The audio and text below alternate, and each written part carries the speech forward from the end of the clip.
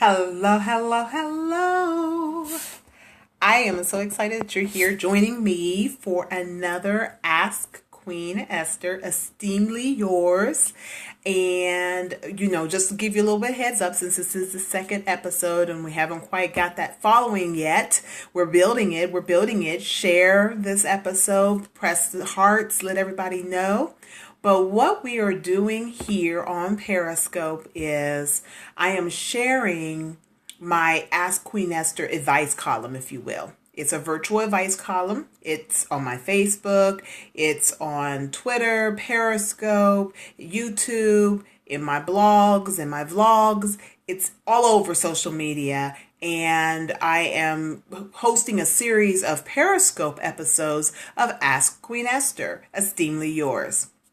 As you know, everything that I'm about is I am the queen for self-esteem. So everything that I do is all about self-esteem. And I wanted to make sure I had an opportunity to share with you some of the questions that come in from my followers, from my fans, my friends. And even when I go out and I do presentations and seminars and workshops on various self-esteem topics, I oftentimes have people ask me questions. And so I take those questions and I draft them in an anonymous way so that no one's particular character or person is betrayed, if you will, because I share their personal information. They entrust their information, they entrust their questions to me, and so I want to make sure that I trust them, or I earn that trust, if you will. So I don't share who is asking the question unless they tell me to, and rarely does that ever happen. People like things private.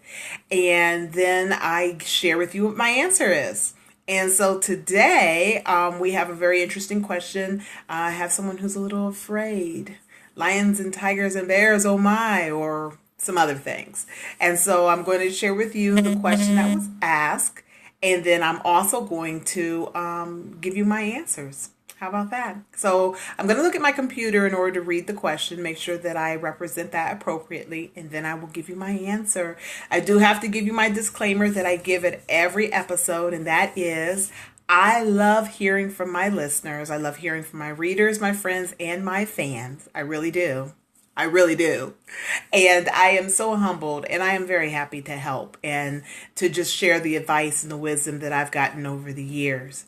But I need you to remember that if for any reason that your inquiry that you want to pose to me poses immediate hurt, harm, injury, any type of detriment, anything negative to you or to someone else, then I am going to tell you that I need you to immediately contact your local authorities. Not me. I am not a local authority.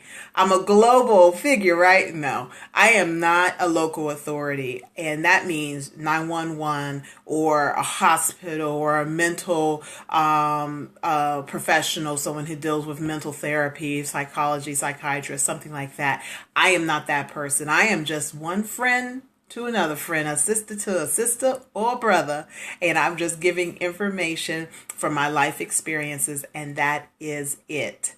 Okay, so it is really meant only as advice, friendly advice. It is not a professional prescription or diagnosis or anything.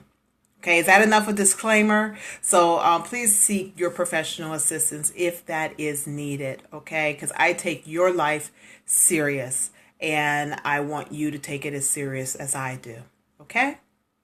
So without further ado, the question that was asked is, Dear Queen Esther, I follow you on Facebook. Yay! And you can too. Go over to Facebook and look for Queen Esther Speaks. And Speaks on Facebook is spelled completely out, where on Twitter it's spelled with S-P-K-S. Okay, back to the question. Okay, I follow you on Facebook, and I see that you say you are dangerously fearless. I do. And that inspires me. I am one big old scaredy cat. Oh, okay. Literally, I have so many fears that anymore it negatively impacts my life. It seems that all I ever do is stay afraid of stuff. Wow, okay, I don't know how it all happened, but one day I think I just woke up and I was afraid. I want to be like you, dangerously fearless. Well, thank you. Okay, we're going to see what we can do to make that happen. I picture that being like the lion on The Wizard of Oz after he figured it all out. Well, okay, that's true because he had it in him all along. It's got to be somewhere inside of me, right? Exactly. Can you give me some clues on how I can be fearless? Yours truly, dangerously afraid. Well, I don't like that signature, dangerously afraid, because, I'm dangerously fearless and I want you to be that way too. And my advice when it comes to fears, because that's pretty much an essential, in essence, that's what you're saying in this letter is that you are fearful. And it seems like you're fearful of many things. Now, you didn't identify a specific thing. And, I did go over to the internet and I pulled up like a long list of phobias. And there are so many possibilities. There are a lot of opportunities for us to be afraid. And I would invite you, everyone who's listening and watching, to go onto Google, go onto the internet and search fears or phobias. And you will find that there are plenty of opportunities for us to be afraid of something in life. And that is not my goal. That is not my desire for you. And I don't think that's your desire for yourself. So what I would suggest for you to do, there are two pieces of advice that I'm going to give you. First of all, obviously, I believe, this is my personal understanding and belief, is that when it comes to fears, there are literally so many.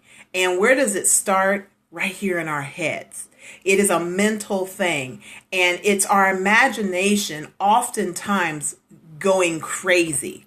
And so the first piece of advice that I'm going to give you, because I'm going to give you 2 steps, is to reimagine. Because our imagination, for example, I'm going to use the example of me. Now, I'm not going to claim that I fear bugs, specifically spiders. I'm not going to claim that, okay? I'm over that phase in my life. However, I will say that I don't particularly care for bugs, specifically spiders, okay? And in that, there were at one point in my life, I would put on a performance for you. I'm dancing, oh my God, whatever, because I was so afraid of literally the bugs, the spiders, okay? And my imagination was like crazy. This little tiny innocent white house spider was going to do what to me? But in my mind, I had imagined that the spider was going to like take over me or something. I don't know. I don't even know.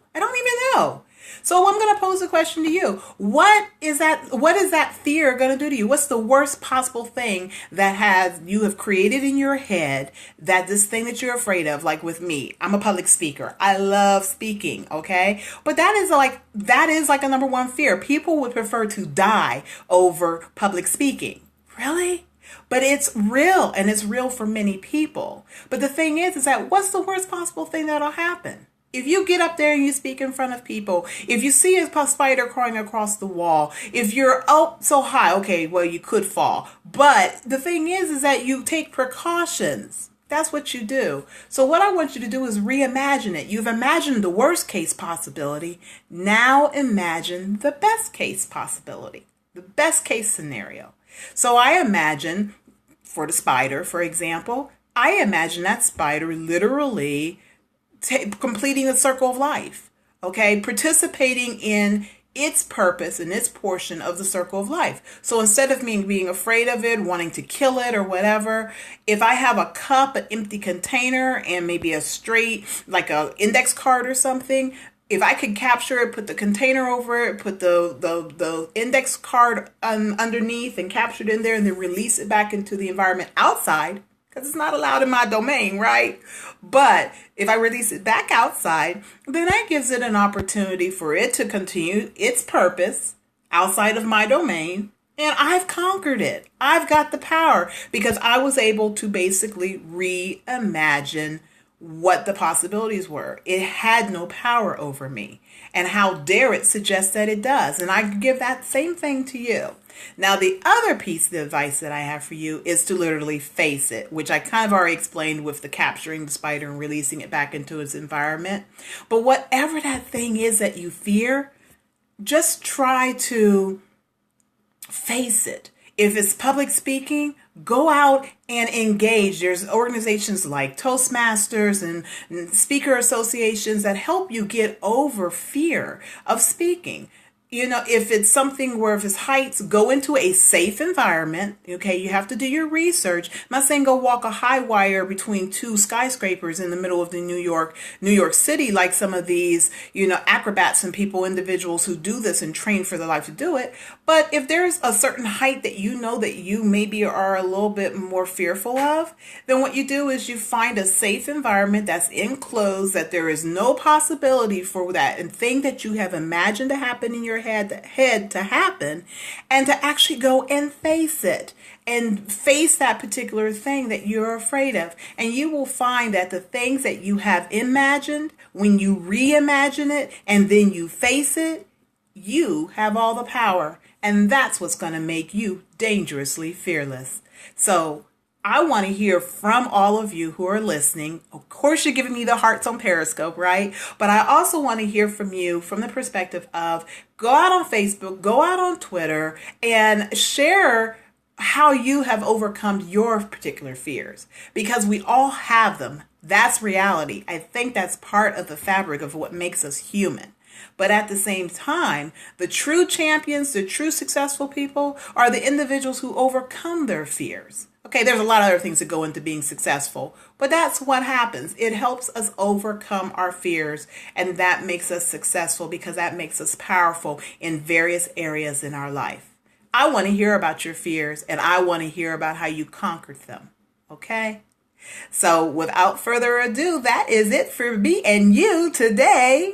I wish you to bootaloo, be you, do you, love you. That's right. Self-awareness, self-confidence, self-love. And I will see you next time right here on Periscope with Esteem-ly yours, Ask Queen Esther. Take care and have a great day.